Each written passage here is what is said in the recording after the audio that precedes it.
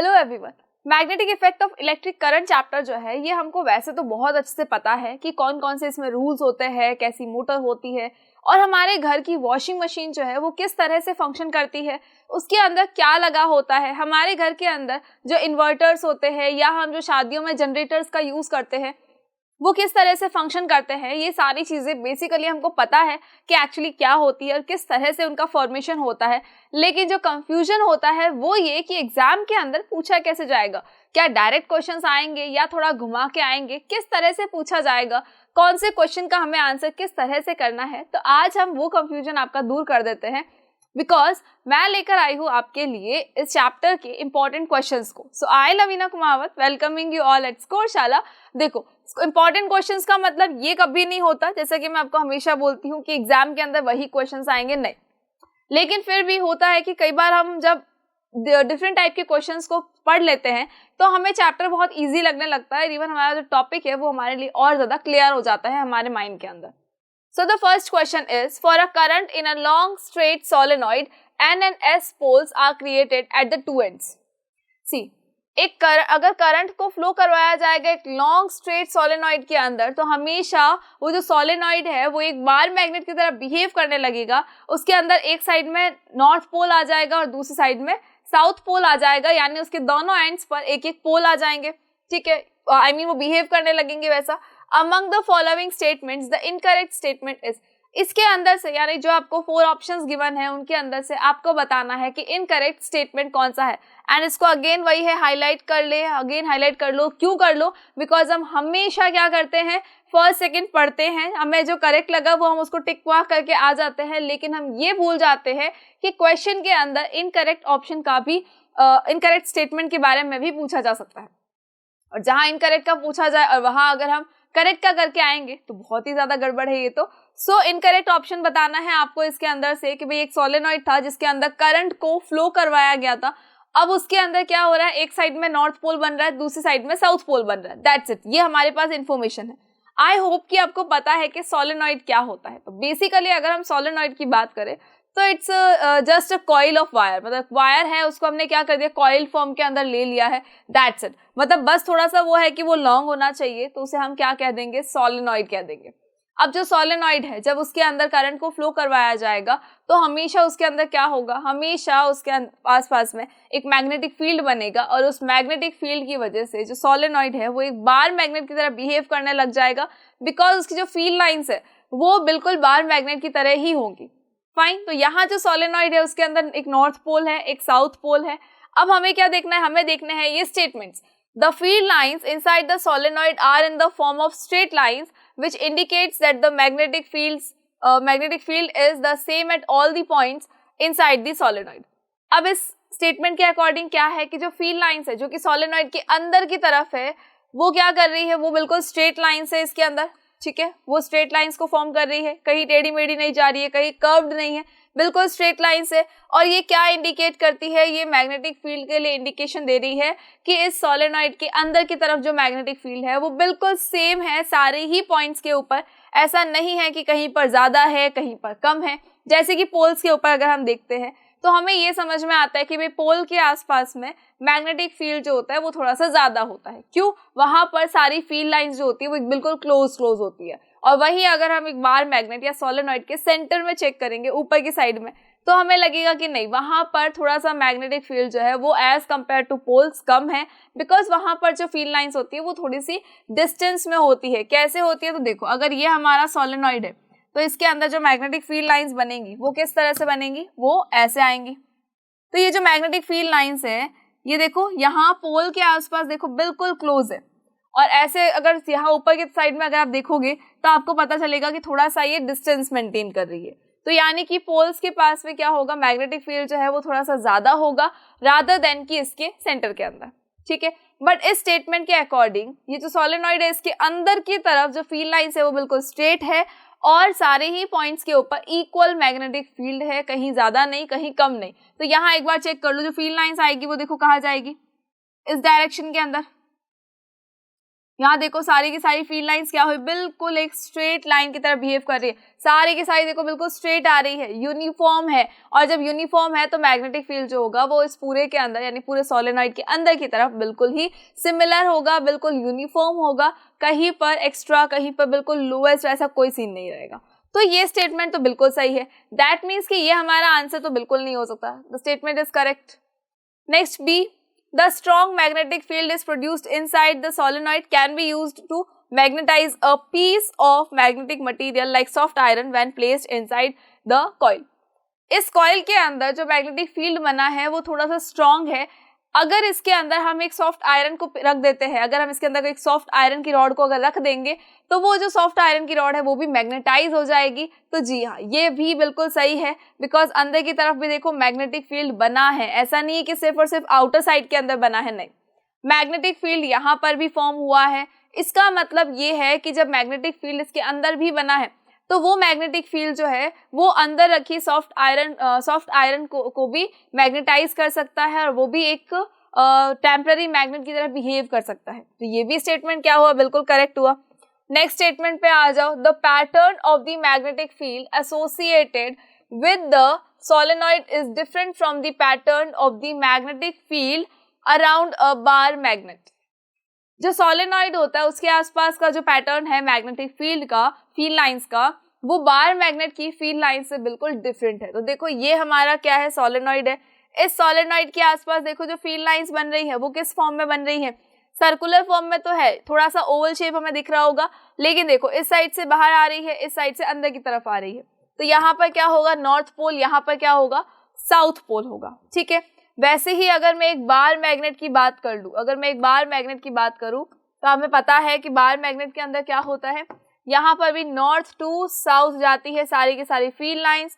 तो ये जो मैग्नेटिक फील्ड लाइंस है ये देखो इसी तरह से तो बिहेव कर रही है, ज्यादा कुछ भी नहीं है इसके अंदर भी, इस तरह से तो आ रही है। तो क्या ये सिमिलर नहीं है, क्या ये डिफरेंट है, बिल्कुल नहीं। तो बार मैग्नेट और सोलेनॉइड के अंदर जो मैग्नेटिक फील्ड लाइंस का जो पूरा पैटर्न बनता है वो बिल्कुल सिमिलर है, वो डिफरेंट नहीं है। तो ये जो स्टेटमेंट है ये आपका स्टेटमेंट कैसा है, ये इनकरेक्ट स्टेटमेंट है। ठीक है, फिर भी हम एक बार लास्ट वाला भी देख लेते हैं, क्या पता मोर देन वन आंसर हो इसके। The N and S pole exchange position when the direction of current through the solenoid is reversed. अगर सोलेनॉइड के अंदर करंट की डायरेक्शन को रिवर्स कर दिया जाता है तो क्या पोल्स में भी कोई चेंजेस होगा, क्या पोल्स भी जो है वो एक्सचेंज हो जाएंगे, तो बिल्कुल हो जाएंगे। अगर करंट जो है इलेक्ट्रिसिटी इसके अंदर जो करंट है इस सोलेनॉइड के अंदर, अगर उसकी डायरेक्शन को रिवर्स कर दिया जाएगा, भाई पहले इस डायरेक्शन में थी बाद में उसको घुमा के पीछे की डायरेक्शन में अगर कर देते हैं तो सर्टेन टाइम पे क्या होगा, वहां पर अभी नॉर्थ पोल कौन सा है, दैट साइड, लेकिन उस टाइम पे क्या होगा, नॉर्थ इस साइड आ जाएगा और साउथ इस तरफ चला जाएगा। अगर करंट की डायरेक्शन को चेंज कर देते हैं तो करंट की डायरेक्शन चेंज करते ही क्या होगा, इस सोलेनॉइड के जो पोल्स है वो भी एक्सचेंज हो जाएंगे। फाइन, चलो तो हमारा इनकरेक्ट स्टेटमेंट कौन सा हुआ, सी। दैट मीन्स कि एग्जाम के अंदर आंसर कौन सा लिख के आना है, सी लिख कर आना है कि the pattern of the magnetic field associated with the solenoid is same from the pattern of the magnetic field around the bar magnet, और यहाँ लिखा है डिफरेंट, दैट इज व्हाई ये आंसर क्या है हमारा, बिल्कुल सही है। चलो नेक्स्ट क्वेश्चन पे आ जाओ। Question 2, a uniform magnetic field exist in the plane of paper pointing from left to right as shown in the figure. अभी मैं आपको फिगर भी बता दूंगी कि एक्चुअली फिगर में क्या है। देखो क्वेश्चन क्या बोल रहा है, a uniform magnetic field exist in the plane of paper. एक प्लेन ऑफ पेपर है, वहां पर एक यूनिफॉर्म मैग्नेटिक फील्ड है जो क्या कर रहा है, पॉइंट कर रहा है left to right magnetic field जा रहा है, लेफ्ट टू राइट जा रहा है। ठीक है, in the field an electron and a proton moves as shown. एक इलेक्ट्रॉन और एक प्रोटॉन भी उस फील्ड के अंदर मूव कर रहा है। The electron and the proton experiences. अब जो इलेक्ट्रॉन और प्रोटॉन है वो कैसा फोर्स एक्सपीरियंस करते हैं ये हमको बताना है। तो देखो यहाँ पर देखो magnetic field lines left to right जा रही है, ये लेफ्ट है, लेफ्ट से कहाँ जा रही है, राइट साइड में जा रही है। उसके अलावा एक इलेक्ट्रॉन है जो डाउनवर्ड से मूव कर रहा है, एक प्रोटॉन है जो अपवर्ड के अंदर मूव कर रहा है। फाइन, अब इन दोनों पर कौन से फोर्स लगते हैं वो हमको बताना है। तो बेसिकली हमको पता है कि जब हम बात करते हैं मैग्नेटिक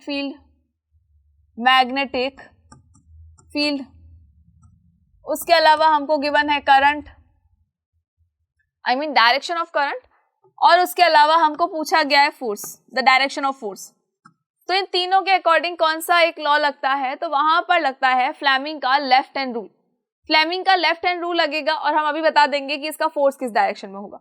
लेकिन द क्वेश्चन इज कि करंट कौन सी डायरेक्शन में फ्लो हो रहा है। तो देखो, जहां पर इलेक्ट्रॉन फ्लो करता है, जिस डायरेक्शन के अंदर इलेक्ट्रॉन का फ्लो है, उसके अपोजिट डायरेक्शन के अंदर क्या होता है, करंट का फ्लो होता है। दैट मीन्स कि करंट किस डायरेक्शन में जाएगी, अपवर्ड डायरेक्शन के अंदर मूव करेगी। अपवर्ड डायरेक्शन में मूव करने वाली कौन है, ये है करंट। ठीक है, इलेक्ट्रिक करंट जो है वो अपवर्ड डायरेक्शन में मूव करेगी। अब देखो, फ्लेमिंग का जो लेफ्ट हैंड रूल होता है, इसको बिल्कुल नहीं भूले। फ्लेमिंग के लेफ्ट हैंड रूल को हमेशा ध्यान में रखना है। The thumb, the index finger and the middle finger, तीनों ही कैसे होने चाहिए, बिल्कुल परपेंडिकुलर होने चाहिए। ऐसा नहीं हो कि ये ऐसा है, ये वाला ऐसा रख ले, नहीं, बिल्कुल नहीं। तीनों ही कैसे होने चाहिए, परपेंडिकुलर होने चाहिए। तो देखो, यहाँ जब एल का फॉर्मेशन हो रहा है तो यहाँ पर भी क्या होगा, एल का फॉर्मेशन होगा। ठीक है, अब ये जो परपेंडिकुलर है, इन परपेंडिकुलर्स में क्या होगा, देखो यहाँ पर जो थंब है, थंब क्या बताएगा, द डायरेक्शन ऑफ फोर्स। हमारी इंडेक्स फिंगर क्या बताएगी, इंडेक्स फिंगर बताएगी the direction of magnetic field. And जो हमारी मिडल फिंगर है, ये क्या शो करेगी, ये किसको रिप्रेजेंट करेगी, ये रिप्रेजेंट करेगी इलेक्ट्रिक करंट को। मतलब कि FMC, force, magnetic field and current, force, magnetic field and current को शो करेगी। तो यहाँ पर देखो, ये मैग्नेटिक फील्ड की डायरेक्शन कौन सी है, लेफ्ट टू राइट है, तो ये वाली डायरेक्शन कौन सी होगी, लेफ्ट टू राइट होगी। करंट की डायरेक्शन कैसी, अपवर्ड है, तो ये यहाँ पर है, ये इधर है, इसको घुमा दे, रोटेट कर दे, तो क्या होगा, करंट की डायरेक्शन अपवर्ड हो चुकी है। मैग्नेटिक फील्ड की डायरेक्शन लेफ्ट टू राइट है, तो यहाँ देखो left to right magnetic field की डायरेक्शन, करंट की डायरेक्शन है अपवर्ड। तो ये देखो फोर्स की डायरेक्शन कौन सी है, फोर्स की डायरेक्शन के अकॉर्डिंग तो फोर्स कहाँ लग रहा है, पेपर के अंदर की तरफ, इस पैनल के अंदर की तरफ लग रहा है। मतलब कि जो प्लेन ऑफ पेपर है उसके अंदर की तरफ लगेगा। फाइन, तो इलेक्ट्रॉन और प्रोटॉन दोनों का जो फोर्स है वो कैसा होगा, बिल्कुल ये अंदर की साइड में मूव करेंगे, ये बाहर की साइड में नहीं आएंगे। तो देखो एक बार ऑप्शंस क्या है, forces both pointing into the plane of paper. Yes, ये हमने अभी अभी देखा है कि फोर्सेस जो है वो कहाँ होंगे, किस डायरेक्शन में होंगे, बिल्कुल प्लेन ऑफ पेपर के अंदर की तरफ पॉइंटिंग कर रहे हैं। ठीक है, नेक्स्ट देखो, forces both pointing out of the plane of paper, ये तो गलत है, अभी हमने कहा ना कि अंदर की तरफ कर रहे हैं, तो बाहर कैसे हो सकता है। फाइन, तो जो फोर्स लग रहा है प्लेन ऑफ पेपर पे, वो इनसाइड की तरफ लगेगा। Next, forces pointing into the plane of paper and out of the plane of paper respectively. ये तो बिल्कुल पॉसिबल नहीं है कि एक का बाहर आ जाए एक का अंदर आ जाए, नहीं, दोनों बिल्कुल सिमिलर होंगे, एक ही डायरेक्शन के अंदर होंगे। Force pointing opposite and along the direction of the uniform magnetic field respectively, बिल्कुल गलत है। हमें हमेशा ध्यान में रखना है, there are 3 simple rules. Maxwell's right hand rule, जिसके अंदर सिर्फ और सिर्फ करंट और मैग्नेटिक फील्ड आता है। मैग्नेटिक फील्ड की डायरेक्शन को हम बता सकते हैं, लेकिन इसके अंदर सिर्फ 2 क्वांटिटी है। एक हमने पढ़ा था फ्लेमिंग का लेफ्ट हैंड रूल, जिसके अंदर हमने ये पढ़ा है कि भाई मैग्नेटिक फील्ड गिवन है, करंट हमें गिवन है, हमें क्या फाइंड आउट करना है, द डायरेक्शन ऑफ फोर्स। एक और हमने रूल क्या पढ़ा था, फ्लेमिंग का राइट हैंड रूल पढ़ा है, और इस राइट हैंड रूल के अंदर क्या होता है, मैग्नेटिक फील्ड गिवन होता है, द डायरेक्शन ऑफ फोर्स हमको गिवन है, हमें पता करना है इंड्यूस्ड करंट की डायरेक्शन। जिस करंट को हम इंड्यूस कर रहे हैं, ऑलरेडी बैटरी से नहीं आ रही है वो करंट इंड्यूस हो रही है, उसकी डायरेक्शन को बताने के लिए फ्लेमिंग का राइट हैंड रूल यूज किया जाता है। That means there are 3 simple rules. 3 simple rules में से हमने अभी जो देखा है कि हमें फोर्स की डायरेक्शन बतानी थी, तो हमने कौन सा रूल लगाया, फ्लेमिंग का लेफ्ट हैंड रूल लगाया।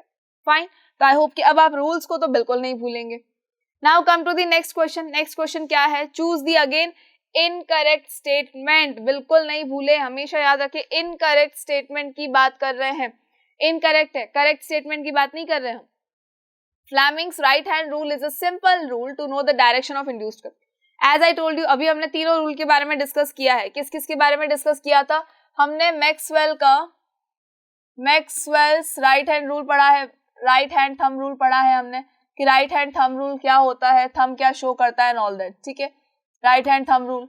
एक हमने अभी पढ़ा था Fleming's left hand rule, Fleming's left hand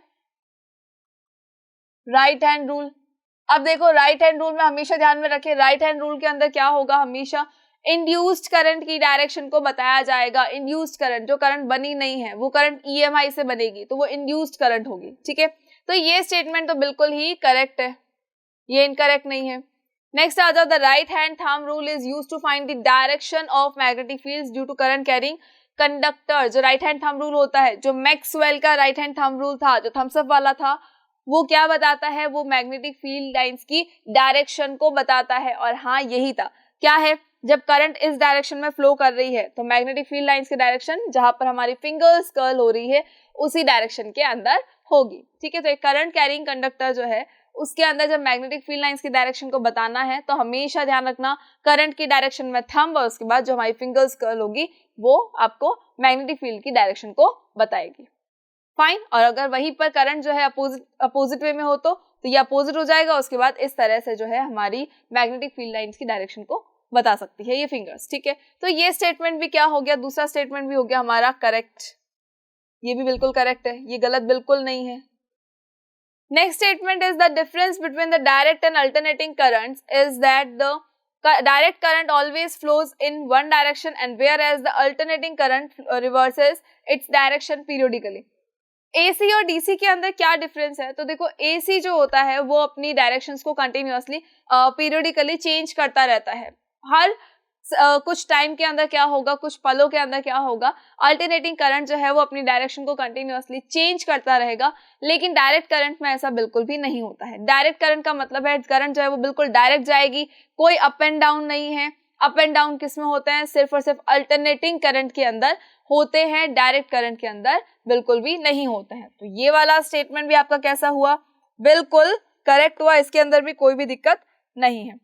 next पे आ जाओ। नेक्स्ट क्या बोल रहा है, in India the AC changes direction after every 1/50 seconds.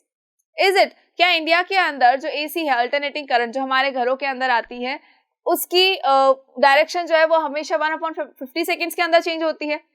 तो बिल्कुल नहीं। इंडिया के अंदर जो एसी आ रही है उसकी फ्रीक्वेंसी कितनी है, उसकी फ्रीक्वेंसी होती है 50 हर्ट्ज। दैट मीन्स कि वो 1 सेकेंड के अंदर क्या कर रही है, दैट मीन्स कि ये हमेशा हर बार 1/100 सेकेंड्स के अंदर अपनी डायरेक्शन को चेंज कर रही है, बिकॉज ये 100 टाइम्स आ रही है, जा रही है, फिर आ रही है, फिर जा रही है। तो ये 1/100 सेकेंड्स के बाद में क्या करती है, अपनी डायरेक्शन को चेंज कर लेती है। दैट मीन्स ये स्टेटमेंट इस बार क्या है, ये स्टेटमेंट थोड़ा सा गलत है। क्यों है, बिकॉज यहाँ लिखा है 150 बट आंसर शुड बी 1/100। ठीक है, यहाँ पर लिखा है 1/50, होना चाहिए था 1/100। So this statement will be incorrect statement. और हमसे यही पूछा गया था कि भाई इनकरेक्ट स्टेटमेंट कौन सा है, तो हमारा आंसर क्या होगा, डी होगा। ठीक है, हमारा आंसर कौन सा होगा, ऑलमोस्ट ओनली डी ही होगा। ठीक है, ए बी सी बिल्कुल नहीं होगा। Next question, next is the strength of magnetic field inside a long current carrying straight solenoid is. आपको मैग्नेटिक फील्ड की स्ट्रेंथ बतानी है इस स्ट्रेट कंडक्टर के अंदर, जो ये हमारा सोलेनॉइड है इसके अंदर की तरफ। तो इसके अंदर की तरफ देखो क्या होता है, जो फील्ड लाइंस है वो बिल्कुल स्ट्रेट है। फील्ड लाइंस देखो बिल्कुल कैसी है, बिल्कुल स्ट्रेट जा रही है, बिल्कुल यूनिफॉर्म है, पैरेलल है, ये एक दूसरे को कहीं आपको क्रॉस करते हुए नजर नहीं आ रही है। प्लस ये कहीं पर भी ऐसा नहीं है कि कहीं पर ज्यादा है कहीं पर कम है, ऐसा कोई सिस्टम यहाँ पर नहीं है। यहाँ आप देखोगे तो आपको क्या लगेगा, सारी की सारी फील्ड लाइंस जो है बिल्कुल पैरेलली मूव कर रही है। पैरेलली मूव करती है, इसका मतलब क्या होगा, जो फील्ड होगा, मैग्नेटिक फील्ड जो होगा वो सारे ही पॉइंट्स के ऊपर बिल्कुल सिमिलर रहेगा। कहीं पर भी एकदम ज्यादा या कहीं पर एकदम कम ऐसा कुछ भी नहीं होने वाला है। सारे ही पॉइंट्स पर जो मैग्नेटिक फील्ड होगा वो बिल्कुल सिमिलर होगा, बिकॉज सारी फील्ड लाइंस जो है वो बिल्कुल प्रॉपर वे में चल रही है।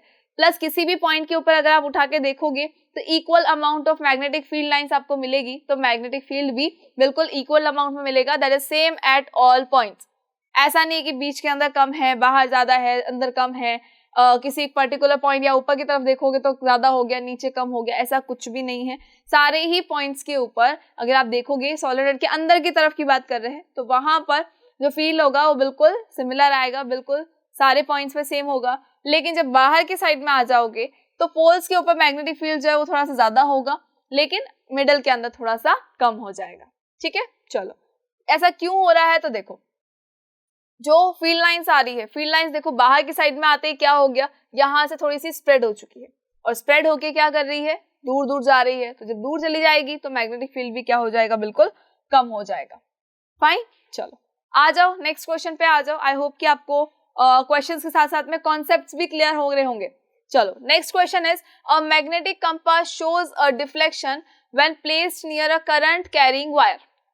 एक मैग्नेटिक कंपास जो है वो डिफ्लेक्शन शो करता है कब, जब उसको एक करंट कैरिंग वायर के पास में ले जाया जाता है, तो हमको पता है कि करंट कैरिंग वायर जो होता है, जिसके अंदर एक करंट फ्लो कर रही है, उस वायर के पास में जब मैग्नेटिक फील्ड को जब कंपास को ले जाया जाएगा तो वो उसकी निडल जो है वो डिफ्लेक्ट करने लग जाएगी। ओरेस्टेड का एक्सपेरिमेंट याद करो, इस चैप्टर के अंदर जो फर्स्ट पॉइंट था, फर्स्ट जो टॉपिक था वो ओरेस्टेड का एक्सपेरिमेंट ही था, ठीक है। तो आई होप कि ये चीज याद होगी।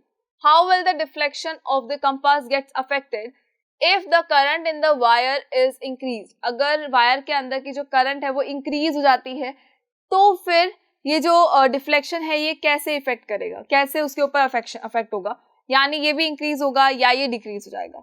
तो बेसिकली अगर देखा जाए तो जो मैग्नेटिक फील्ड होता है वो डायरेक्टली प्रोपोर्शनल होता है करंट के। तो अगर करंट को इंक्रीज कर दिया जाएगा तो मैग्नेटिक फील्ड भी क्या होगा, इंक्रीज। और जब मैग्नेटिक फील्ड इंक्रीज होगा तो डिफ्लेक्शन भी क्या हो जाएगा, बिल्कुल बढ़ जाएगा, डिफ्लेक्शन भी इंक्रीज हो जाएगा, ठीक है। डिफ्लेक्शन भी क्या होगा, बिल्कुल इंक्रीज हो जाएगा in the magnetic compass.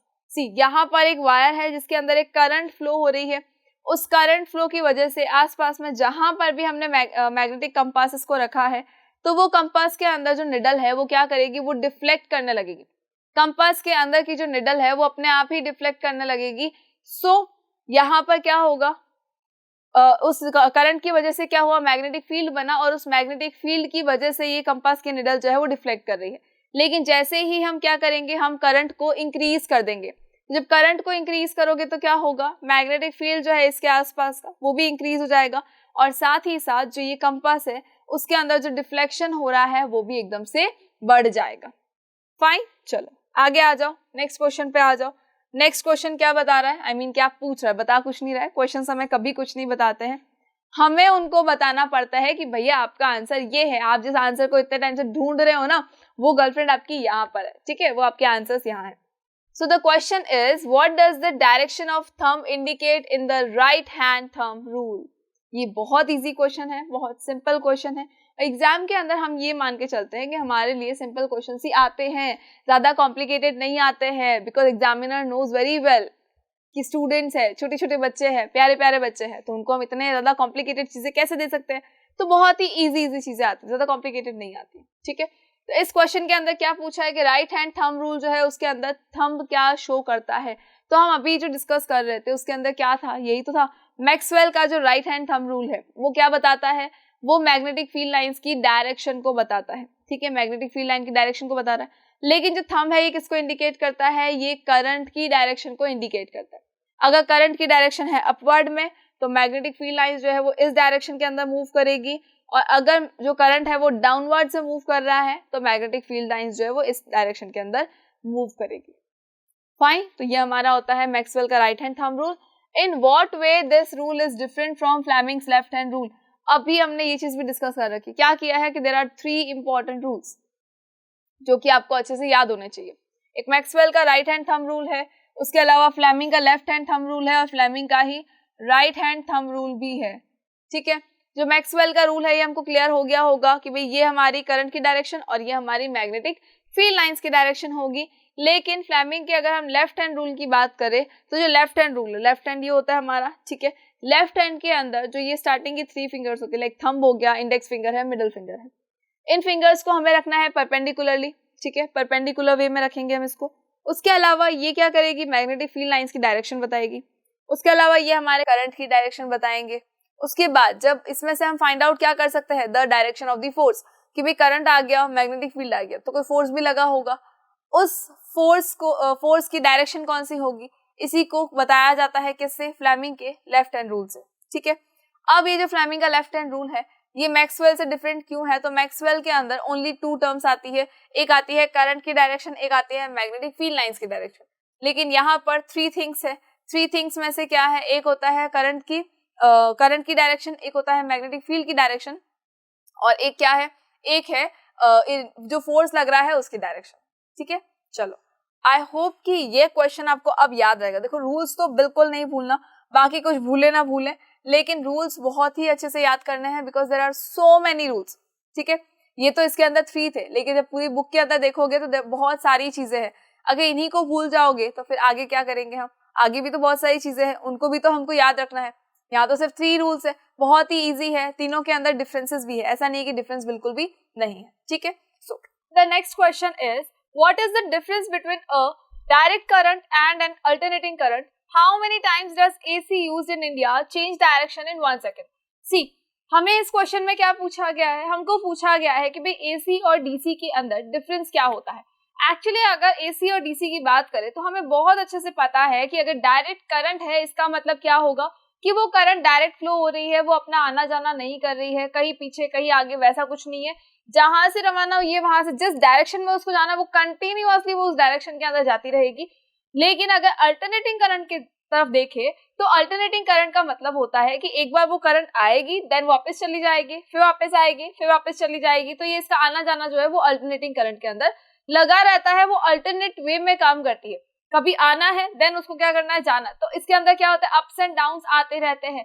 Direct current में कोई अप्स एंड डाउन्स नहीं होते हैं, सिर्फ एक स्ट्रेट लाइन होती है। लेकिन अगर हम अल्टरनेटिंग करंट की बात करें तो वहां पर कुछ अप्स एंड डाउन्स होते हैं, बिकॉज करंट क्या करेगी, आएगी देन वापस चली जाएगी, फिर आएगी फिर वापस चली जाएगी। तो उसके अंदर अप्स एंड डाउन्स जो है वो कंटिन्यूअसली चलते रहते हैं। सी, यहाँ देख ले एक बार, ये क्या है, ऊपर गया फिर नीचे आया, फिर ऊपर फिर नीचे। तो ये कौन सा है, ये अल्टरनेटिंग करंट है। हमारे घरों के अंदर जो करंट आती है वो अल्टरनेटिंग करंट ही आती है।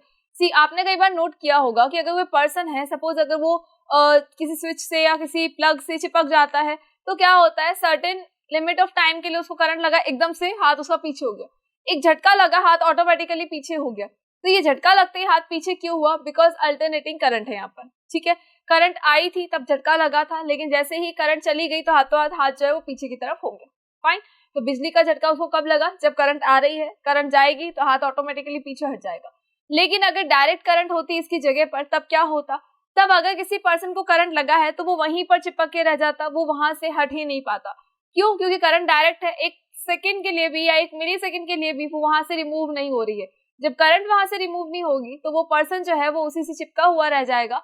That is why domestic use के लिए हमेशा AC का यूज किया जाता है, बिकॉज ये थोड़ी सी सेफ होती है as compare to DC। Fine, चलो नेक्स्ट क्वेश्चन इसी में क्या था कि how many times does a AC used in India change direction in 1 second? India के अंदर जो AC यूज की जाती है यानी अल्टरनेटिंग करंट यूज की जाती है वो 1 सेकेंड में कितनी बार जो है वो डायरेक्शंस को चेंज करती है, हमें ये बताना है कि भाई उसने कितनी बार डायरेक्शन को चेंज किया है। सी, इंडिया के अंदर जो AC आती है उसकी फ्रीक्वेंसी कितनी होती है, उसकी फ्रीक्वेंसी होती है 50 हर्ट्ज। इंडिया के अंदर जो जिस अल्टरनेटिंग करंट का यूज किया जाता है उसकी फ्रीक्वेंसी कितनी होती है, the frequency of AC is 50 hertz in India. Fine, India के अंदर 50 हर्ट्ज की हुई फ्रीक्वेंसी। अब क्या होगा, अब इस फ्रीक्वेंसी के अकॉर्डिंग जब हम उसको मल्टीप्लाई 2 कर देंगे, यानी कि जो करंट है वो कितने टाइम्स अपना आना जाना कर रही है, वो 100 टाइम्स कर रही है। 100 टाइम्स जो है ये अपनी डायरेक्शन को चेंज करती है। एक बार क्या होगा, आएगी फिर वापस जाएगी, तो एक दो बार डायरेक्शन चेंज हो गई, देन वापस आएगी फिर वापस चली जाएगी, तो यानी 4 टाइम्स डायरेक्शन चेंज हुई है। तो ये जो फ्रीक्वेंसी है, फ्रीक्वेंसी को जस्ट आपको क्या करना है, डबल, तो आपको मिल जाएगा कि जो AC है वो कितने बार अपनी डायरेक्शन को चेंज करती है। तो इंडिया के अंदर जो AC यूज की जाती है वो 100 टाइम्स अपनी डायरेक्शन को चेंज करती है। सो फ्रीक्वेंसी कितनी हुई, 50 हर्ट्ज, कितनी बार उसने अपनी डायरेक्शन को चेंज किया, 100 टाइम्स की। फाइन, चलो आगे आ जाओ नेक्स्ट क्वेश्चन पे। नेक्स्ट क्वेश्चन क्या बोल रहा है, why does a magnetic compass needle pointing north and south in the absence of a nearby magnet get deflected when a bar magnet or a current carrying loop is brought near it? See, why does a magnetic compass needle, एक ऐसा magnetic compass है जो क्या कर रहा था, north और south की तरफ पॉइंट आउट कर रहा है, कब, in the absence of a near by magnet, जब उसके पास में कोई भी मैग्नेट नहीं लाई गई है। Suppose there is a compass और ये अकेला अगर बैठा है तो इस कंपास के अंदर आपको पता होगा जो निडल होती है वो निडल हमेशा नॉर्थ साउथ डायरेक्शन के अंदर जाके रुक जाती है। एवरी टाइम जब भी कंपास को कहीं रखा गया है बिना किसी के कांटेक्ट में लाए, तब क्या होगा कि कंपास की जो निडल है वो नॉर्थ और साउथ में जाके रुक जाएगी एवरी टाइम। जो लोग ये फॉरेस्ट के अंदर जाते हैं या ट्रैकिंग पे जाते हैं या कहीं और जा रहे हैं या कहीं रास्ता भटक जाते हैं तो हमेशा क्या करते हैं, इसी कंपास की हेल्प से अपना रास्ता जो है फिर से ढूंढ लेते हैं, बिकॉज ये हमेशा आपको नॉर्थ एंड साउथ डायरेक्शन बताएगा। ये कभी भी आपको ईस्ट वेस्ट की डायरेक्शन में निडल नहीं मिलेगी। जनरली हम उसको देख के बता देते हैं कि ये वेस्ट डायरेक्शन है या ईस्ट डायरेक्शन है, लेकिन निडल हमेशा आपको नॉर्थ और साउथ डायरेक्शन में ही मिलेगी। ऐसा क्यों हो रहा है, बिकॉज अर्थ का खुद का एक मैग्नेटिक फील्ड होता है। अर्थ का जब खुद का एक मैग्नेटिक फील्ड है, उसी की वजह से जो कंपास है वो हमेशा नॉर्थ साउथ में जाकर रुक जाता है। जैसे कि अगर हम किसी बार मैग्नेट को फ्रीली सस्पेंड कर दे, तब भी क्या होगा, वो हमेशा नॉर्थ साउथ में जाके रुकेगा। तो सेम वैसा ही यहाँ मैग्नेटिक कंपास के पास में होता है। कंपास के साथ भी यही होगा कि जब उसको फ्रीली रखा जाएगा तब क्या होगा, ये नॉर्थ साउथ में जाके रुकेगा because of the magnetic field of the earth. ठीक है, magnetic field of the earth. Now it gets deflected when a bar magnet or a current carrying loop is brought near it. जैसे ही इसके पास में कोई bar magnet को लाया जाएगा या किसी करंट कैरिंग लूप को लाया जाएगा, तो ये जो कंपास है उसकी निडल फिर से डिफ्लेक्ट करने लग जाएगी। वो नॉर्थ साउथ में नहीं होके कहीं और ही डिफ्लेक्शन शो करेगी। तो ऐसा क्यों हुआ? ऐसा इसलिए कि जब इसको किसी करंट कैरिंग लूप के पास लाया जाता है, मतलब देखो यहाँ पर एक सर्किट है जिसके अंदर क्या हो रहा है, करंट फ्लो हो रही है, और इस करंट कैरिंग लूप के पास में जब एक कंपास को लाया जाएगा तो ये कंपास क्या करेगा, ये इसकी जो निडल है वो डिफ्लेक्ट हो जाएंगी। क्यों हो जाएंगी? बिकॉज ये जो आपका करंट कैरिंग कंडक्टर है, इसके आसपास में क्या होगा, इसके आसपास के अंदर एक मैग्नेटिक फील्ड बनेगा, और उस मैग्नेटिक फील्ड की वजह से ही जैसे ही ये रियलाइज करेगा कंपास कि हाँ मेरे आसपास में क्या है, मैग्नेटिक फील्ड है, तो वैसे ही इसकी जो निडल है वो डिफ्लेक्ट करने लग जाएगी। The same thing is here कि अगर कंपास के पास में कोई बार मैग्नेट को लाया जाएगा तो जो बार मैग्नेट का मैग्नेटिक फील्ड होता है जिसके अंदर फील्ड लाइंस बनती हैं, उस मैग्नेटिक फील्ड में आते ही ये जो कंपास है इसकी निडल अगेन क्या होगा, डिफ्लेक्शन शो करेगी। सी बार मैग्नेट है हमारे पास में, इस बार मैग्नेट के पास जब कंपास को लाया जाएगा तो ये कंपास की जो निडल है ये हमेशा क्या करेगी, ये थोड़ा सा डिफ्लेक्शन शो करेगी because of the magnetic field of the bar magnet. Fine, चलो नेक्स्ट इज, इसी के अंदर देखो एक और क्वेश्चन है, describe some salient features of magnetic lines of field concept.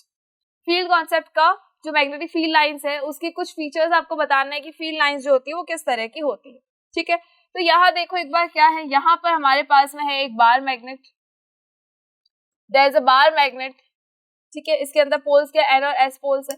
Now यहाँ से जब आप इसके अंदर फील्ड लाइंस बनाना शुरू करते हो तो आप देखोगे कि जो फील्ड लाइंस होती है वो हमेशा पूरा एक कंप्लीट लूप बनाती है, वो कभी भी इनकम्प्लीट नहीं होती, हमेशा ये क्या करेंगी, ये कंप्लीट लूप बनाएंगी। फाइन, मैग्नेटिक फील्ड लाइंस ने क्या किया, पूरा एक कंप्लीट लूप बना दिया। तो ये तो हो गई इसकी फर्स्ट प्रॉपर्टी। उसके बाद जब आप इसको ध्यान से देखोगे तो आपको ये समझ में आएगा कि भाई ये हमेशा क्या करती है, ये नॉर्थ से साउथ की डायरेक्शन में ही मूव करती है, नॉर्थ टू साउथ की तरफ ही जाती है ये हमेशा। मतलब कि यहाँ नॉर्थ से सारी जो फील्ड लाइंस है वो निकलेंगी और जाके कहाँ पर मर्ज हो जाएंगी, साउथ की डायरेक्शन में मर्ज हो जाएंगी। ठीक है, हुआ क्या, देखो सारी फील्ड लाइंस जो है वो क्या कर रही है, ये कंटिन्यूअसली पूरा एक लूप बनाती है, कभी भी इनकम्प्लीट लूप में ट्रेवल नहीं करती है, और उसके अलावा नॉर्थ साइड से निकलेंगी और साउथ में जाकर मर्ज हो जाएंगी। तो नॉर्थ से साउथ की तरफ ये मूव करती है।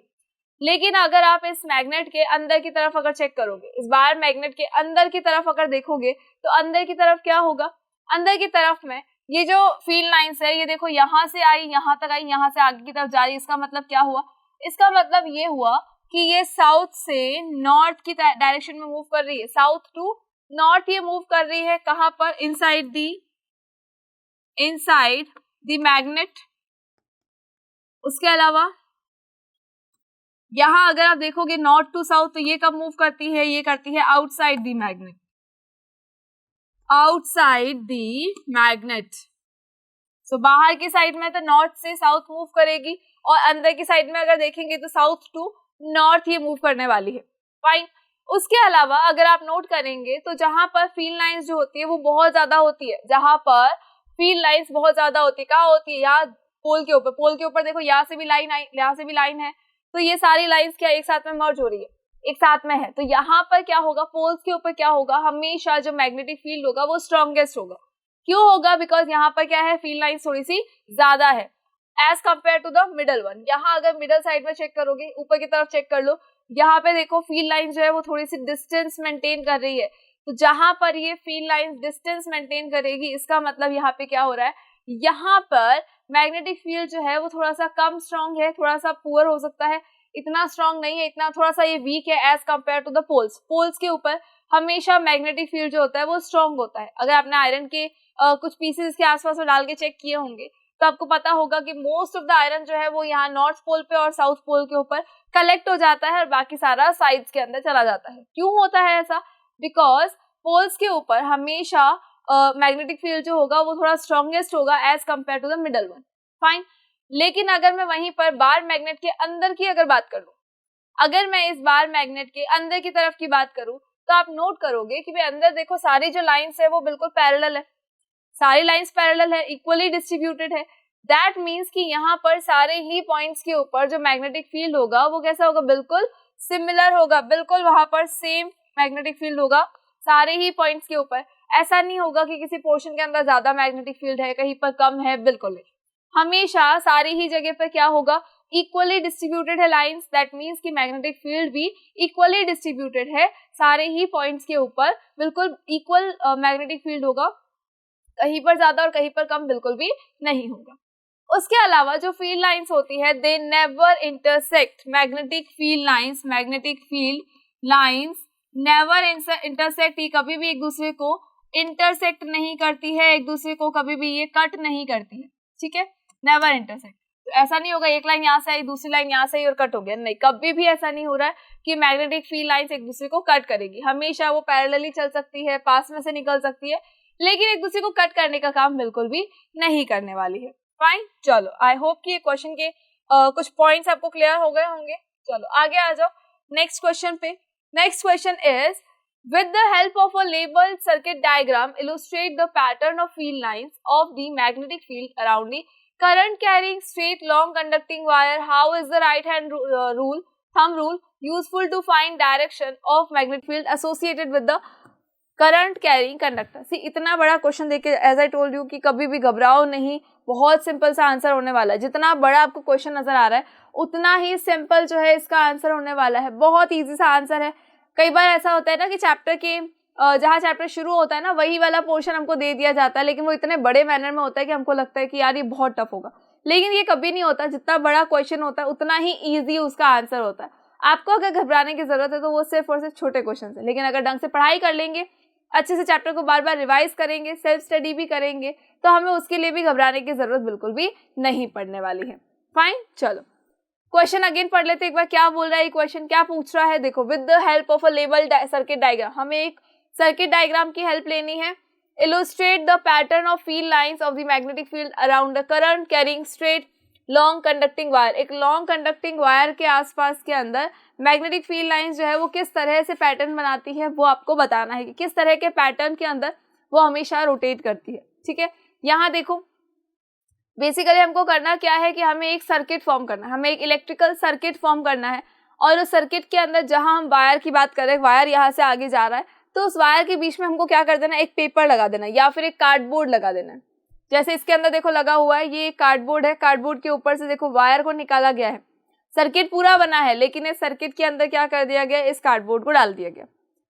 अब इस कार्डबोर्ड से आपको क्या करना है, तो बेसिकली जब इसके अंदर करंट फ्लो हो रही है, जब इस सर्किट के अंदर करंट फ्लो हो रही है, उस टाइम पर यहाँ पर क्या किया जाएगा, इस वायर के आसपास में, ये जो वायर इसके अंदर से निकला है उसके आसपास में क्या डाला जाएगा, आयरन के कुछ पीसेस डाले जाएंगे, बहुत टाइनी पीसेस होंगे, टाइनी पार्टिकल्स जो होंगे वो आयरन के यहाँ पर डाले जाएंगे, स्प्रिंकल किए जाएंगे। आफ्टर स्प्रिंकलिंग हम ये नोट करेंगे कि भाई यहाँ पर इसका पैटर्न क्या बन रहा है। तो जब आप अच्छे से उसको देखोगे तो हमें लगेगा कि जो फील्ड लाइंस है वो बिल्कुल देखो सर्कल्स की फॉर्म में बन रही है। जो मैग्नेटिक फील्ड लाइंस है, मतलब जो आयरन के पूरे पीसेस थे, वो एक अलग अलग टाइप का पैटर्न बनाती है, जिसके अंदर बहुत सारे वो सर्कल्स बनाती है। तो जब उसको ध्यान से देखेंगे तो हमें ये समझ में आएगा कि जो मैग्नेटिक फील्ड लाइंस होती है वो हमेशा कंसेंट्रिक सर्कल्स की फॉर्म में होती है। मैग्नेटिक फील्ड लाइंस हमेशा कौन सी फॉर्म में होती है, कंसेंट्रिक सर्कल्स की फॉर्म में होती है। कंसेंट्रिक सर्कल्स का मतलब होता है there is a centre, same centre of the all the circles. जितने भी सर्कल्स है हमारे पास में उनका सेंटर क्या होगा, बिल्कुल सिमिलर होगा। तो यहाँ पर देखो ये फर्स्ट है, ये सेकंड है, देन ये थर्ड है, बहुत सारी ऐसी फील्ड लाइंस बन जाएंगी, ठीक है। लेकिन ये कैसे होंगी, कंसेंट्रिक सर्कल्स की फॉर्म में होंगी, सर्कल के अलावा कोई और शेप बिल्कुल भी नहीं बनाएंगी, फाइन। अब अगर मुझे पता करना है कि इन फील्ड लाइंस की डायरेक्शन क्या है, तो हमें क्या यूज करना पड़ेगा, मैक्सवेल का right hand thumb rule use करना है।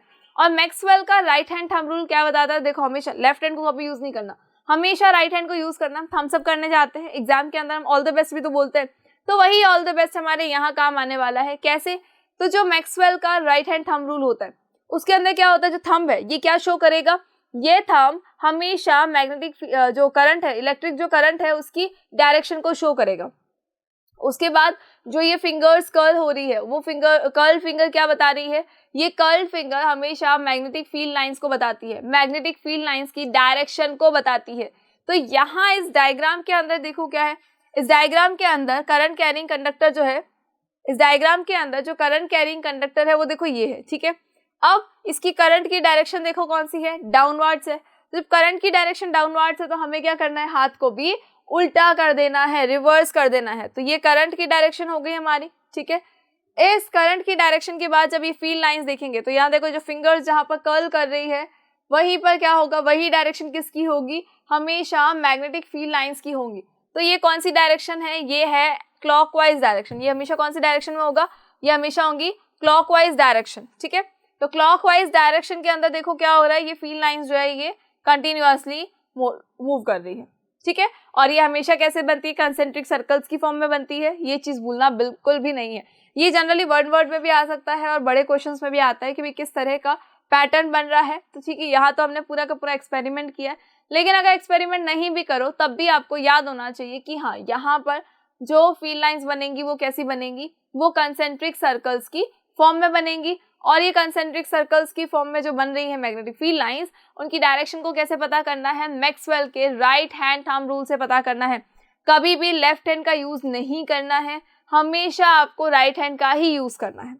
फाइन, चलो आई होप कि ये क्वेश्चन क्लियर हो गया होगा, एक्सपेरिमेंट क्लियर हो गया होगा। Experiment was very important.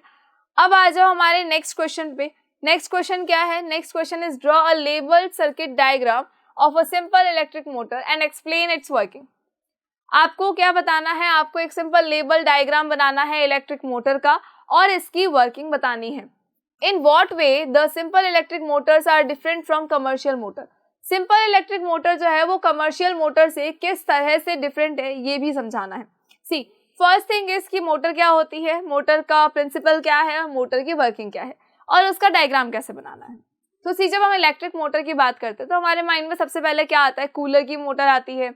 उसके अलावा जो हमारे घर में वॉशिंग मशीन होती है उसकी मोटर आती है, मिक्सर ग्राइंडर्स आ जाते हैं हमारे माइंड में। उसके अलावा जो पानी ऊपर चढ़ाने के लिए जो हमारे घर में मोटर लगी होती है वो भी याद आ जाती है। क्यों आती है, हमेशा उस मोटर के अंदर आपने चेक किया होगा कि जब आप इलेक्ट्रिसिटी देते हो उस चीज को, जब उस मोटर को आप इलेक्ट्रिसिटी प्रोवाइड करते हो तभी वो मोटर वर्क करती है। हमेशा ऐसा नहीं होगा कि पहले वो वर्क करेगी फिर इलेक्ट्रिसिटी बनेगी, नहीं।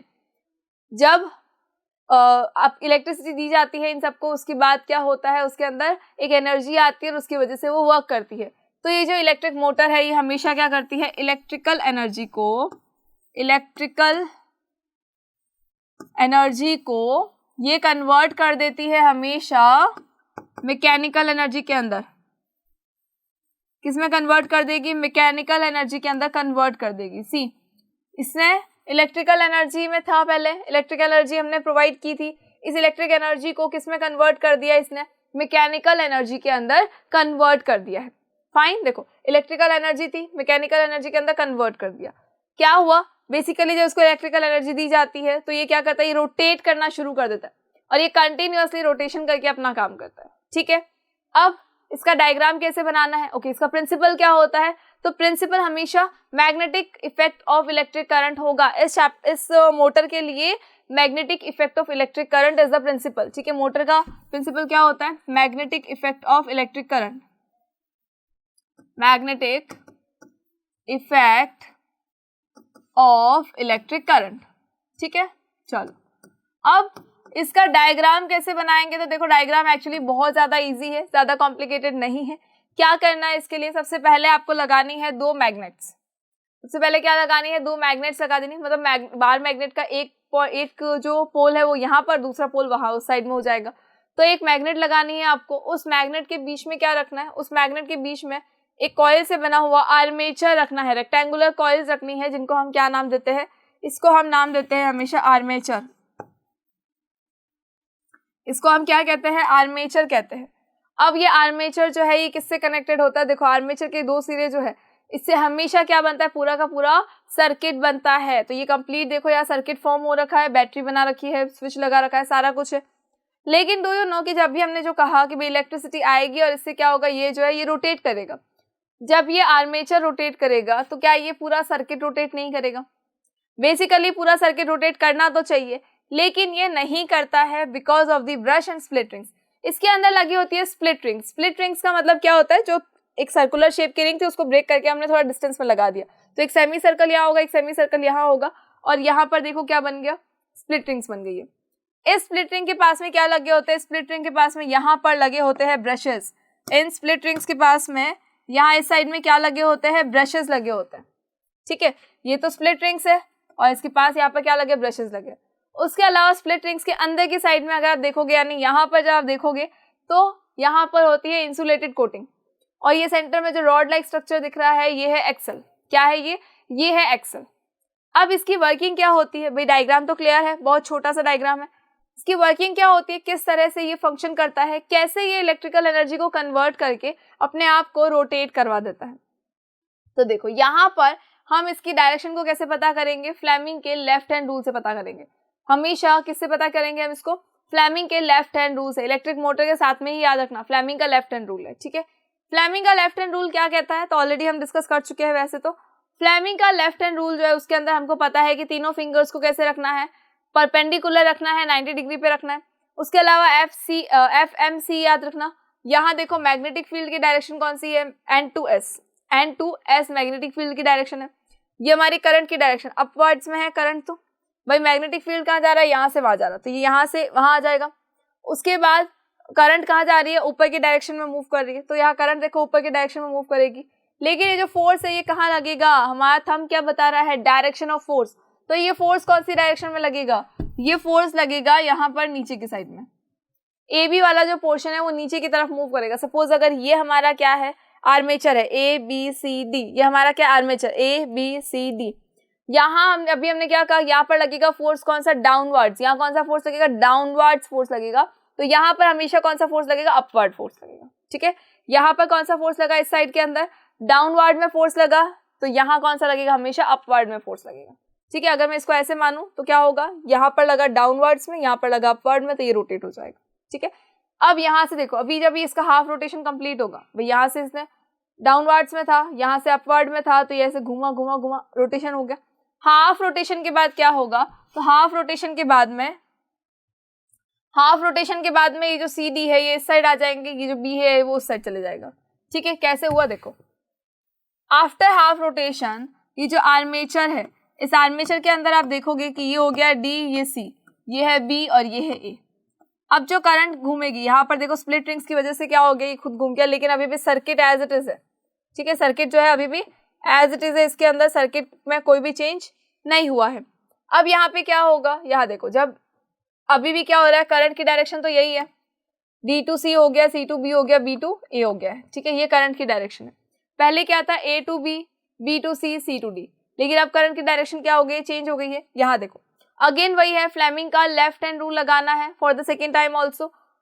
वही मैग्नेटिक फील्ड लाइंस इस डायरेक्शन के अंदर है, करंट ऊपर की डायरेक्शन में है, और फोर्स कहाँ लगेगा, फोर्स लगेगा डाउनवर्ड्स में। तो ये जो CD है ये अगेन डाउनवर्ड्स में जाएंगे, और AB कहाँ चला जाएगा, अपवर्ड के अंदर। अगर सपोज मैं इसको मानती हूँ कि ये मेरा क्या है, ABCD, ये क्या है ABCD। ठीक है, यहाँ पे क्या होगा, यहाँ से जो फोर्स लगेगा AB से वो क्या होगा, डाउनवर्ड्स, यहाँ से जो फोर्स लगा अपवर्ड, तो ये हाफ रोटेशन हो गया। हाफ रोटेशन के बाद में ये क्या हो गया, DCBA। After half rotation again हमने फ्लेमिंग का लेफ्ट हैंड रूल लगाया, तो हमको पता चला कि डायरेक्शन ऑफ फोर्स कहाँ है, डायरेक्शन ऑफ फोर्स यहाँ पर अगर देखोगे तो डाउनवर्ड्स में है, यहाँ से है अपवर्ड में, तो अगेन क्या हो गया, ऐसा ABCD। ठीक है, तो ये कंटिन्यूअसली रोटेट करता रहेगा, और जितना ज्यादा रोटेशन होगा उतना ही ज्यादा हमारे घर के जो काम है वो काफी ज्यादा ईजी हो जाएंगे। फाइन, तो आई होप कि इलेक्ट्रिक मोटर आपको क्लियर हो गई होगी कि बेसिकली इलेक्ट्रिक मोटर क्या होती है, किस तरह से ये फंक्शन करती है। Now the next thing is कि सिंपल इलेक्ट्रिक मोटर और कमर्शियल इलेक्ट्रिक मोटर्स में क्या डिफरेंस है। भाई एक होती है हमारी सिंपल इलेक्ट्रिक मोटर, एक होती है कमर्शियल इलेक्ट्रिक मोटर। तो जो कमर्शियल इलेक्ट्रिक मोटर होती है वो कैसे डिफरेंट होती है सिंपल से, तो सी, जब हम सिंपल इलेक्ट्रिक मोटर की बात करते हैं तो वहां पर हमेशा परमानेंट मैग्नेट का यूज किया जाता है। सिंपल इलेक्ट्रिक मोटर में किसका यूज किया जाएगा, वहां पर यूज किया जाएगा परमानेंट मैग्नेट को। ठीक है, परमानेंट मैग्नेट को यूज किया जाएगा।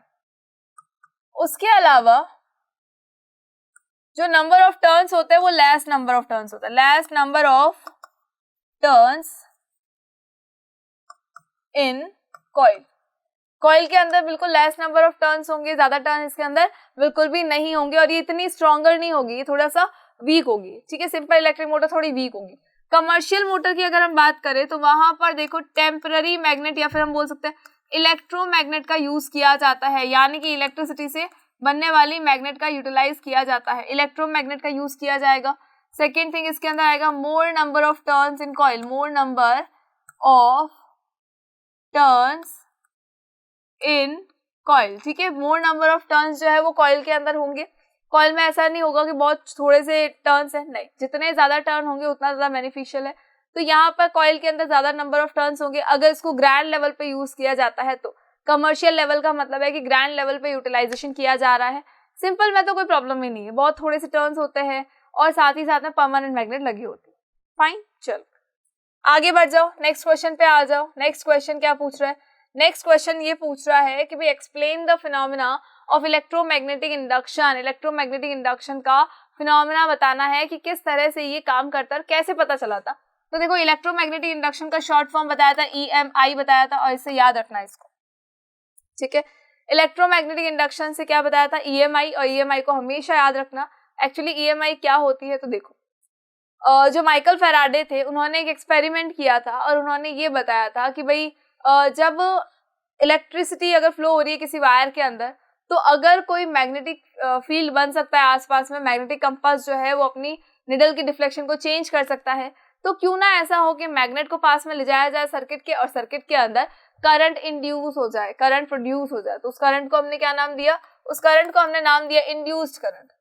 क्या नाम दिया उसको? उसको हमने नाम दिया इंड्यूस्ड करंट, ठीक है। अब क्या होगा, यहाँ पर एक कॉइल बनी है, यहाँ पर क्या बनाया गया? कॉइल बनाई गई और उसको एमीटर से ऐड किया गया कि एमीटर के अंदर पता चल जाएगा कि हाँ इलेक्ट्रिक करंट जो है वो फ्लो हो रही है या फिर नहीं हो रही है। तो यहाँ पास में क्या होगा, एक मैग्नेट को रखा गया। अब मैग्नेट को रखने के बाद में भी क्या हुआ, कोई डिफ्लेक्शन नहीं हुआ एमीटर की निडल के अंदर, और यानी कि इस सर्किट के अंदर कोई भी करंट फ्लो नहीं हुई। लेकिन फिर माइकल फैराडे ने क्या किया, फिर उसके बाद इन्होंने इस बार मैग्नेट को आगे लेकर आए, थोड़ा सा इस कॉइल के अंदर डाला इन्होंने, उसके बाद फिर इन्होंने उसको बाहर निकाला और वहां पे रखा भी। तब क्या हुआ, जब ये इसको अंदर की तरफ ले जा रहे थे तो इन्होंने नोट किया कि एमीटर के अंदर क्या हुआ, डिफ्लेक्शन हुआ। एमीटर के अंदर क्या हो गया, डिफ्लेक्शन हो गया है यहाँ पर। तो यहाँ पर डिफ्लेक्शन होगा यानी कि करंट जो है वो इंड्यूस हो चुकी है। मैग्नेटिक फील्ड जैसे ही इसके अंदर जा रहा है करंट यहाँ पर इंड्यूस हो चुकी है। वही जब ये मैग्नेट को फिर पीछे की साइड में अगर लाया जाएगा तो क्या होगा, तो एमीटर का जो डिफ्लेक्शन था पहले से अपोजिट डायरेक्शन में चला जाएगा। एमीटर का डिफ्लेक्शन पहले से अपोजिट डायरेक्शन के अंदर चला जाएगा। तो इस बार क्या हुआ, एमीटर के अंदर डिफ्लेक्शन तो हुआ लेकिन अपोजिट डायरेक्शन में हुआ, बिकॉज मैग्नेटिक फील्ड को जब चेंज किया जाता है, जब मैग्नेटिक फील्ड के मैग्नीट्यूड को चेंज किया जाता है तो वहां पर क्या होगा, वहां पर इलेक्ट्रिसिटी जो इंड्यूस हो रही है उसके अंदर भी चेंजेस होंगे। अगर इलेक्ट्रिसिटी जो है एक सर्टेन डायरेक्शन के अंदर पहले फ्लो कर रही थी तो जैसे ही आप मैग्नेटिक फील्ड को अगेन चेंज करोगे, अगेन आप उसको पीछे या आगे लेकर जाओगे, अपोजिट डायरेक्शन के अंदर एमीटर की निडल जो है वो डिफ्लेक्ट करने लग जाएगी, और यानी कि इलेक्ट्रिक करंट जो है वो भी डिफरेंट डायरेक्शन के अंदर आ चुकी है। फाइन, इसी को हमने क्या नाम दिया है, EMI नाम दिया है, इलेक्ट्रोमैग्नेटिक इंडक्शन। चलो आगे आ जाओ, और आगे आओ नेक्स्ट क्वेश्चन पे। नेक्स्ट क्वेश्चन क्या पूछ रहा है?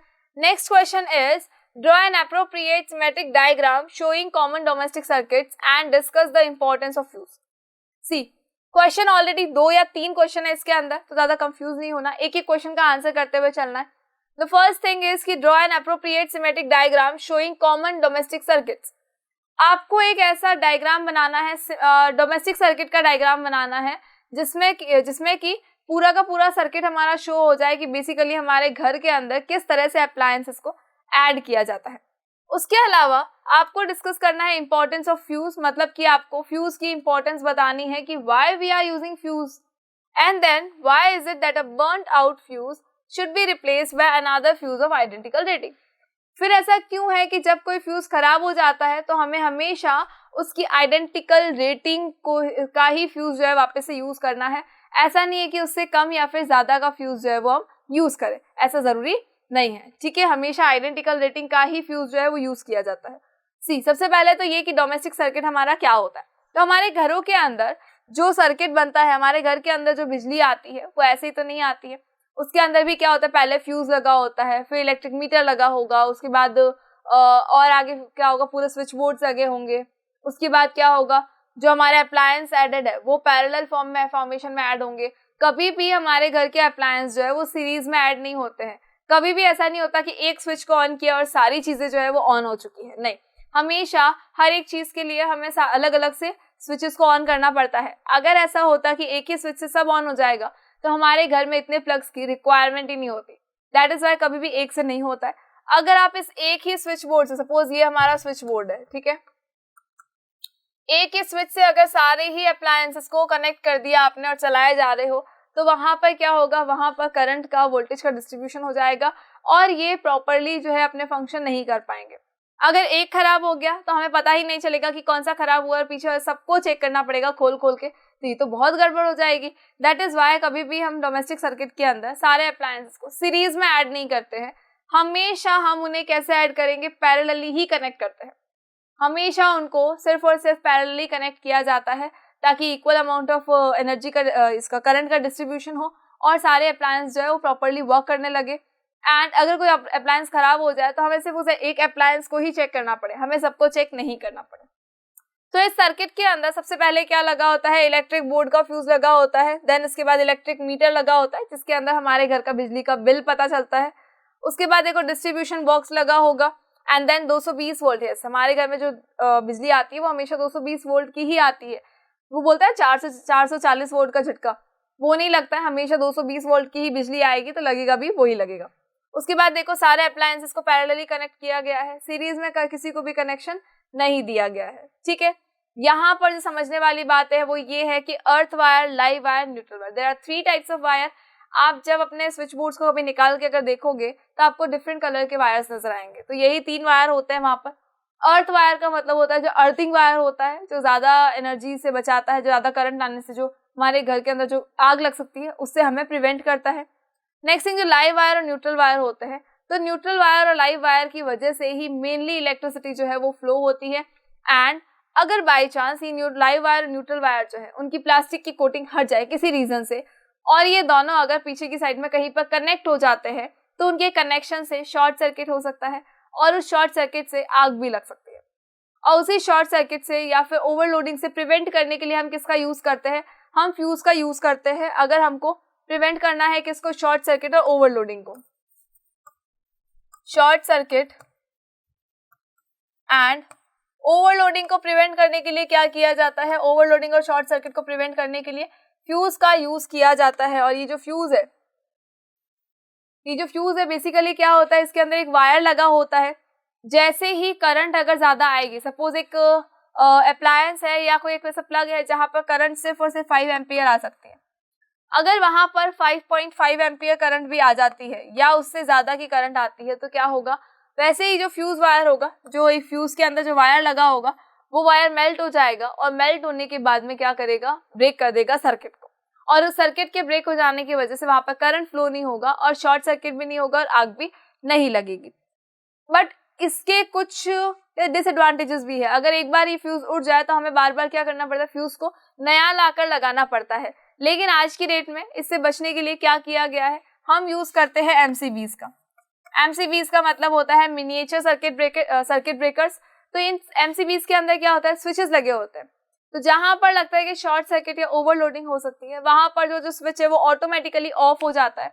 और उस स्विच की ऑटोमेटिकली ऑफ हो जाने की वजह से क्या होगा, उस स्विच की ऑटोमेटिकली ऑफ हो जाने की वजह से पूरा सर्किट ब्रेक हो जाएगा और वहां पर शॉर्ट सर्किट या ओवरलोडिंग नहीं होगी, कोई आग नहीं लगेगी। उसके बाद हम क्या कर सकते हैं, स्विच को आप ऑन करें, ऑटोमेटिकली आप उसको यूज कर सकते हो। ज्यादा कॉम्प्लिकेटेड ही बिल्कुल भी नहीं है, ठीक है। अब अगर कोई फ्यूज बर्न हो जाता है तो हम जब उसकी जगह नया फ्यूज लेकर आते हैं तो हमेशा हम उसे आइडेंटिकल रेटिंग का ही लाते हैं। अगर कोई 5 एम्पियर का है तो हम 5 एम्पियर ही लाएंगे, अगर कोई 7 एम्पियर का है तो हम 7 एम्पियर ही लेकर आते हैं, कभी भी उससे ज्यादा या कम नहीं लाते। सपोज हमने कहा कि जिस सर्किट की हम बात कर रहे हैं, जिस स्विच बोर्ड की हम बात कर रहे हैं, वहां पर 5 एम्पियर करंट जो है वो फ्लो हो सकती है, ठीक है। अब ये जो 5 एम्पियर करंट वहां पर फ्लो हो रही है, अगर सपोज ओवरलोडिंग होती है वहां पर 7 एम्पियर करंट या फिर 8 एम्पियर करंट अगर आती है तो क्या होगा, 5.5 एम्पियर आते ही जो फ्यूज है वो मेल्ट हो जाएगा। लेकिन अब अगर मैं 5 एम्पियर की जगह वहां पर 7 एम्पियर का या 9 एम्पियर का फ्यूज लगा देती हूँ तो वहां पे क्या होगा, चाहे करंट 5.5 हो जाए, चाहे 6 हो जाए, चाहे 6.5 हो जाए, ये मेल्ट नहीं होगा, यानी वहां पर शॉर्ट सर्किट हो सकता है और वहां पर ओवरलोडिंग हो सकती है। That is why fuse wire जो होता है वो आइडेंटिकल रेटिंग का लगाया जाता है ताकि हर चीज से प्रिवेंट किया जा सके। फाइन, चलो आगे आ जाओ नेक्स्ट क्वेश्चन पे। Next question is what is meant by solenoid, how does the current carrying solenoid behave, give its main use. अब सोलेनॉइड जो होता है वो बेसिकली क्या होता है, वो कैसे बिहेव करता है और साथ ही साथ इसका यूजेस क्या है। तो सी सोलेनॉइड हमने हमेशा देखा हुआ है क्या होता है, एक वायर है हमारे पास में और वो वायर जब बहुत सारी कॉइल्स बनाता है तो क्या बनेगा, सोलेनॉइड बनाएगा।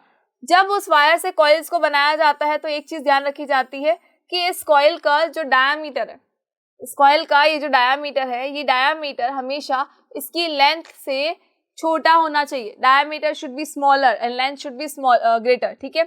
यहाँ देखो अगर ये दोनों इक्वल हो जाएंगे तो ये सोलेनॉइड नहीं कहलाएगा। यहाँ पर क्या होगा, थोड़ा सा ज्यादा ज्यादा ज्यादा और लंबी होगी और लंबी होंगे और लंबे होंगे, ठीक है। तो डायामीटर जो होगा वो हमेशा लेस होगा किससे, लेंथ से, लेंथ विल बी ग्रेटर, ठीक है।